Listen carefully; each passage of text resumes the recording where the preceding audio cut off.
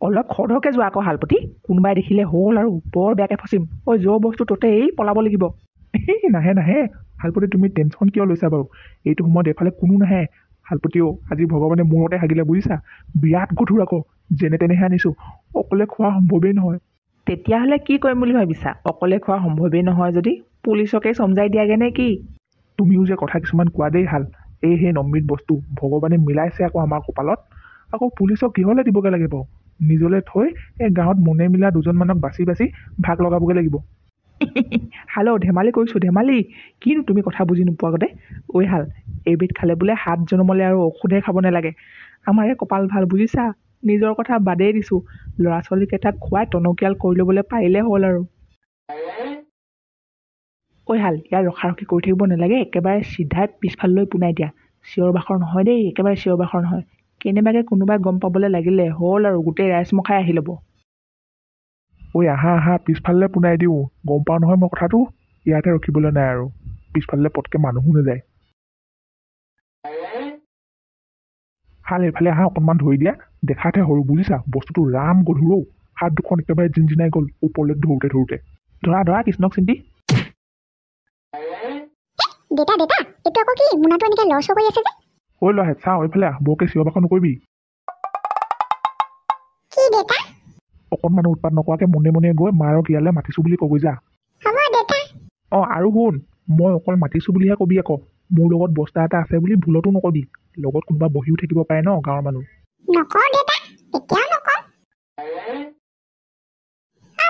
আপোনাক নহয় দেতাই মনে মনে মাতিছোঁ বুলি ক'বলৈ দিছে, আৰু দেতাৰ লগত বস্তা এটাও নাই, আৰু বস্তাটো লৰচৰো কৰি থকা নাই। কি হ'ল বোলে? ল'ৰা আগত যে ইমান মনে মনে মাতি পঠিয়াবলৈ কৈছে, কি কৈছেগৈ এইবোৰ? আৰু কি বস্তা, কি লৰচৰ কৰি থকা নাই? ঘৰত আৰু কোন কোন আছে? কি ঘৰত আৰু কোন কোন আছে? মানুহ থকা ঘৰ মানুহ আছে আকৌ। ঘৰত মানুহ থাকে বুলি নাজানে নি আপুনি? ঘৰৰ ভিতৰে বাহিৰে মানুহে মানুহ। কেলে, কি হ'ল? কিবা কাণ্ডহে কৰি আহিছে যেন পাইছোঁ। কি আছে বস্তাত? অকণমান মনে মনে কোৱা। মা কালি মনে মনে কোৱা। একো কাণ্ড কৰা নাই। গুটুকক পঠিয়ালোঁ তোমাক মনে মনে মাতিবলৈ বুলি। তোমাৰ ওচৰলৈ গৈ পাহৰিয়ে থাকিলে। বেছিকৈহে ক'লেগৈ বোলে দেউতাৰ লগত বস্তা এটাও নাই, লৰচৰ কৰি থকা নাই। ৰাম ৰাম, বেলেগ কোনোবাই শুনিলে যদি হ'ল আৰু আজি।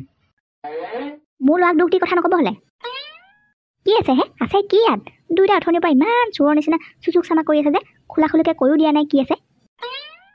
আইও মা, কি বস্তু এইটো? চুই দিওঁতে লৰচৰ কৰিলে যে। কি এইটো? কাছ। হয়নে? কেনেকৈ পালে হয়? আজিৰ দিনটো দেখোন বৰ ভাল আছিলে। জীৱনত প্ৰথমবাৰ আমাৰ ঘৰলৈ কাছ ধৰি আনিছে ন?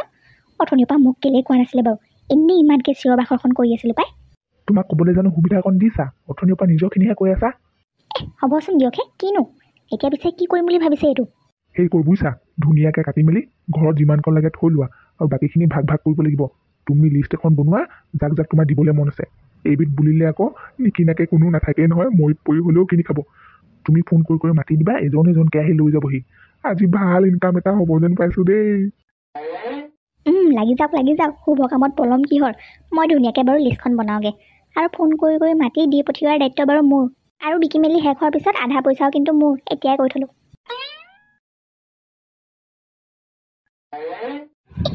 জীৱনত প্ৰথমবাৰ দেখিছোঁ দেই এনেকুৱা বস্তু। আজি সূৰ্য পশ্চিম ফালে ওলালে যে, কাৰণটো কি?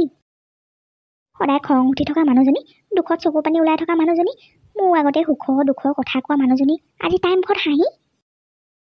কিবা এটা নিশ্চয় হৈছে। বেখনৰ ওচৰলৈ গৈ কাণ পাতি চাওঁগেচোন, কি হৈ আছে ভিতৰত। সেই নহয়, পালে ক'তনো এইটো? নদী শিপাও খেতিডৰা চাবলৈ গৈছিলোঁ শালপতিয়ে মই। তোমালোকে যে নৈ কিনাৰত মিঠা বগৰীজোপা খোৱা, সেই বগৰীজোপাৰ তলতে এইটো একেবাৰে হাড় নাইকিয়াকৈ পৰি আছে নহয়। আমি কাঠৰ টুকুৰা বুলিহে ভাবিছিলোঁ। ওচৰলৈ গৈ দেখিলোঁ এইটো দেখোন কাছ। কাছ? মই কতে আজি মানে সিহঁতৰ সেইকাৰণে ইমান হাঁহি কিন্দালি। কাছ পালে মানে সিহঁতে আজি। নহয়, তোমাৰ লিষ্টখন বনাই হ'লনে নাই? মোৰ দেখোন কাটি কুটি হ'লেই। ফোন কৰি মাতি দিয়া আকৌ, লৈ যাওক সি। ভালেখিনি ডাঙৰ কাছই চাগে। ঘৰত খাই বৈ আকৌ বিক্ৰী কৰিবও পাৰিছে। লিষ্টখন এবাৰ গাই দিয়াচোন, কেইভাগ কৰিব লাগে মই গমেই পোৱা নাই নহয়। কাক দিম বুলি ভাবিছা? ডালিমী, যোগেশ্বৰ, আঘুনি, সৰুপোনা আৰু তই আমাৰ ইহঁতৰ ঘৰত অকণমান দি পঠিয়াম বুলি ভাবিছোঁ। আই তো এনেকুৱাহে স্বভাৱ মানে সদায় মোৰ আগতে সুখৰ দুখৰ কথা কৈ পাৰ নোপোৱাজনীয়ে আজি মোলৈ মনত নপৰিলে খা খা অকলে খা খাই বৈনো কি এটা ডাঙৰ মানুহ হৈছে হ'লেও এই বুঢ়ী মাৰক তহঁতে যে কাছ মাংস অকণমান খোৱা বুলি কাৰো মনত নাহিলে পইচা থকা ধনী মানুহ হোৱা হ'লে কিজানি লিষ্টত মোৰ নামটো থাকিলেহেঁতেন কিন্তু মই দুখীয়া বুলি মোক এনেকুৱাখন কৰিলি ৰ তহঁতকো চাই ল'ম মই আইও মোৰ নামটো যেনিবা লিষ্টত নথলি কিন্তু গাঁওবুঢ়াৰ নামটোতো থ'ব লাগিছিলে নথৈ বৰ ভুল কৰিলি লিষ্টত নথলিয়েই মাংস অকণমানোতো গাঁওবুঢ়ালৈ দি নপঠালি খবৰ এটা দিব লাগে বুলিও নাভাবিলি ইমান ডাঙৰ বস্তু এটা পাই অকলে অকলে খাবলৈহে চালি তহঁতি খবৰ নিদিলি নাই বাৰু কিন্তু এই কেনাই বুইনো কেলে আছো খবৰটো মই দি দিমগৈ বাৰু দে মোক কাছ মাংস নোখোৱাই বৰ ভুল কৰিলি এইটো দেখোন আমাৰ হেমৰ গুণ্ডা এই আকৌ খবৰটো দিয়ে থৈ যাওঁ ৰ কিহে ডেকা লোৱা সাজি কাচি কলৈ যোৱা ক'লৈনো যাম এই তিনিআলিৰ পৰা আহোঁগৈ বুলি ভাবিছোঁ ব্ৰইলাৰ মাংস অকণমান আনোগৈ ভাতকেইটা খাবলৈ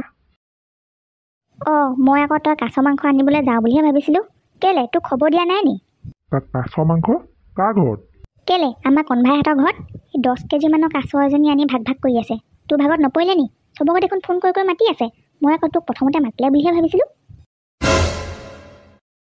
চাল্লা সিহঁতে কাছ মাংস পাই মোক খবৰ দিয়া নাই গোটেইজনীকে উঠাই লৈ আনিম বাপেকে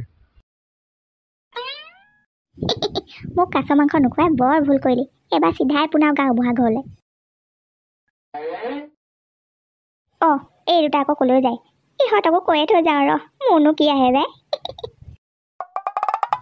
মানুহ যাব লাগে এফালে গৈছে সিফালেহে যায় এইফালে কেনি যায় এইফালে যাওক কেলে আমাৰ কাম এইফালেহে আছে সেইফালে আকৌ কেলে যাওঁ বোপাই তই সেইবিলাক গমেই পোৱা নাই গাঁৱৰ মানুহে গোটেই কাছ মাংস কিনিবলৈ সেইফালেহে লাইন ধৰিছে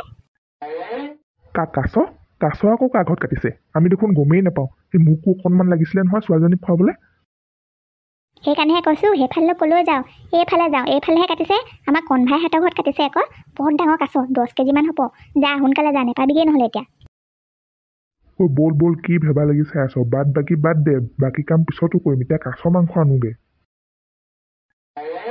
মোক কাছ মাংস নোখোৱা মছলা ইমান সহজে এৰি নিদিওঁ পাবি মজা গাঁওবুঢ়া দেউতা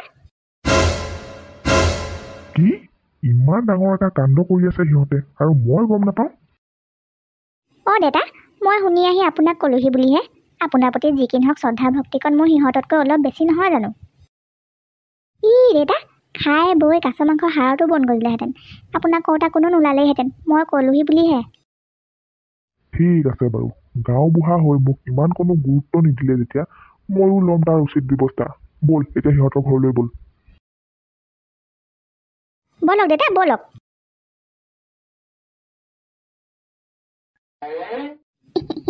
আহক দেউতা আহক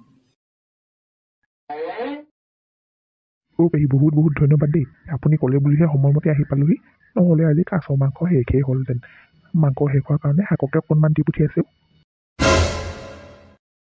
আৰু এই গাঁওবুঢ়া দেউতালেও মাংসৰ এভাগ অকণমান আগতে দি পঠিয়াইছে নহয় সেই গাঁওবুঢ়া বাপু কাছৰ অমিতাই সিজাই খাবা তোমাৰ পুৰণি বেমাৰটো সোনকালে ভাল পাবা আমি এতিয়া আহোঁ নহ'লে